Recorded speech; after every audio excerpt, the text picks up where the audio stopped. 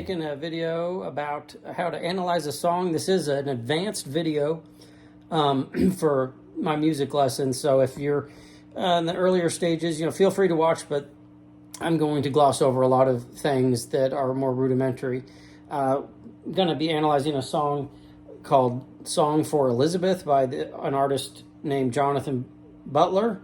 And we're just going to get right in. The first step I try to take is to figure out the key by sliding kind of around until I can find what sounds to be the note, the tonic note.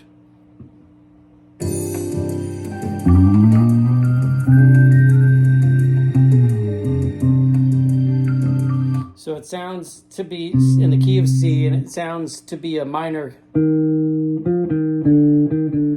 You have that minor third. So then I think about, well, what scale would likely work? Would this song basically be based on? And that's the C minor natural scale. So the next thing I'll try to do is find the roots of the chords. So let's listen again.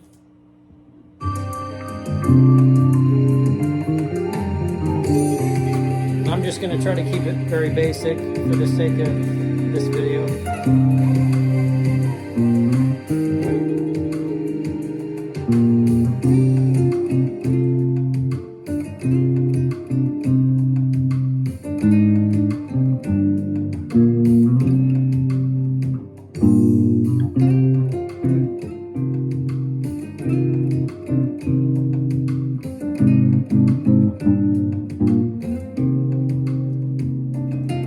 So I found the roots. So C, A flat, and G. I know C is the one chord, so in C minor that's a minor. A 1, 3, 5, a 1, a flat third, and a 5. And then the sixth chord is the A flat, and I know in the key of C minor that's a major chord. So, and then the 5 chord is a G minor in the key of C. 1 flat third and 5. So it's not always the case that the chords will be in the key. So you do want to use your ear. The ear is the ultimate guide to anything. So you don't want to just go off of preset rules strictly. So I could hear that it was a minor key, a minor C, and then a major.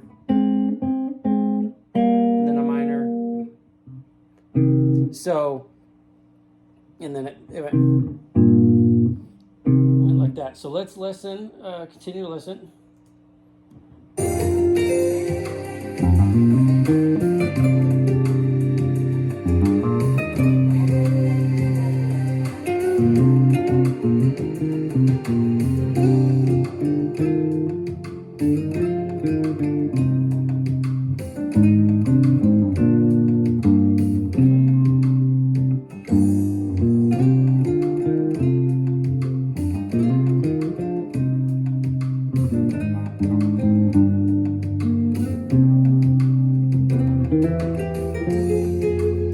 So you heard there, it was like so it goes into the chorus. That is a note that's not in the C minor scale. It's a major third for the C. So that's the main chord. That's the one chord of this key of C minor. But then we go. So that's a non-diatonic chord. And really, it turns out it's what is called a secondary dominant, because it creates tension that leads to a chord that's a fourth above it. So that's how that works. So you C minor, so C minor, C major, F major, and really there's a seventh you can add to, so C minor, C major, dominant seventh, F, because that note goes up and that one goes. This creates tension that wants to resolve.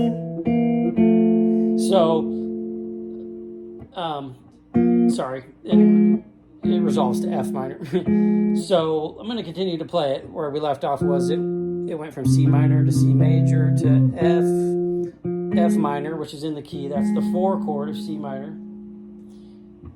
So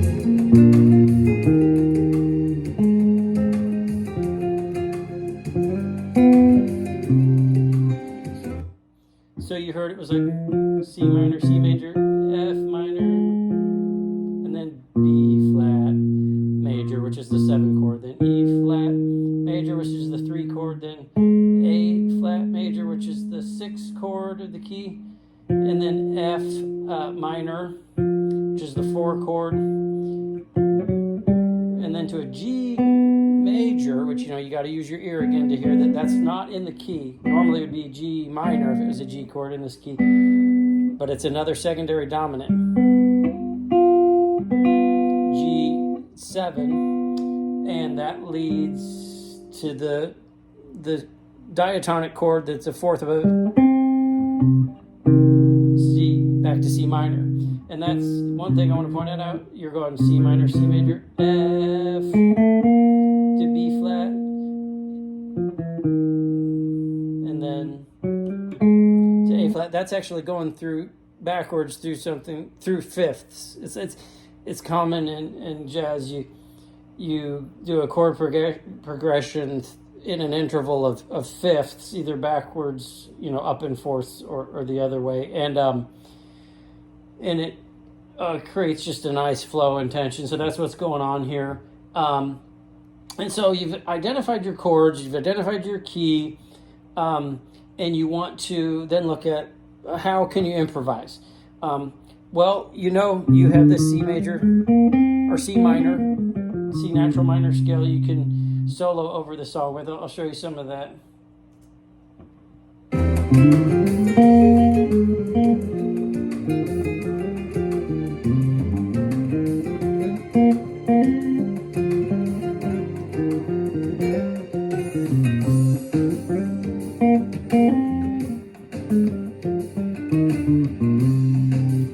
So that's just using the C natural minor. The other thing, you could use different types of scales that work for that, like a pentatonic scale, for example, like a C minor pentatonic.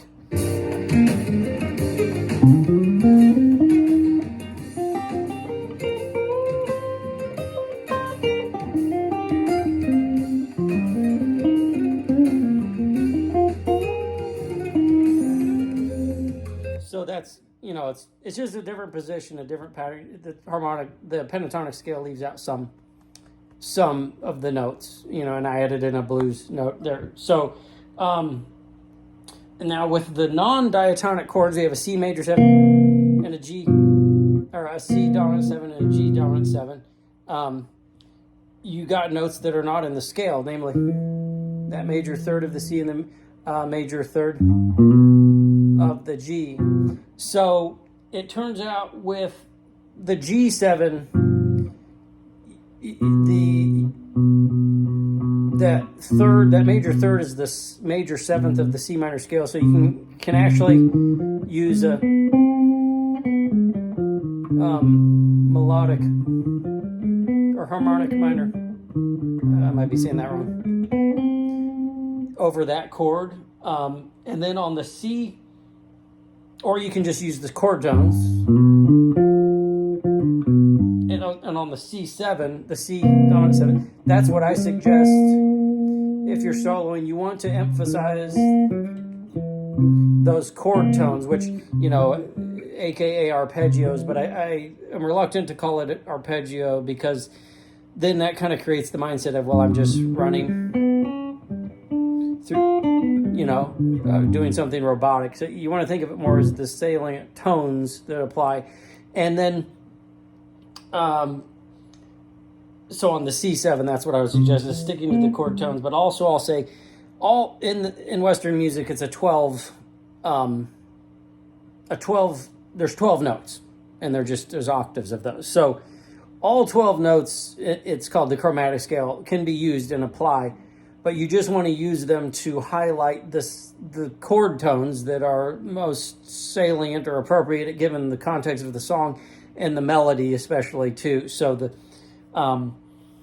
that's kind of how it works. So I'm just going to play a little more, see if I can give you a kind of a good example without messing up here of how to play. If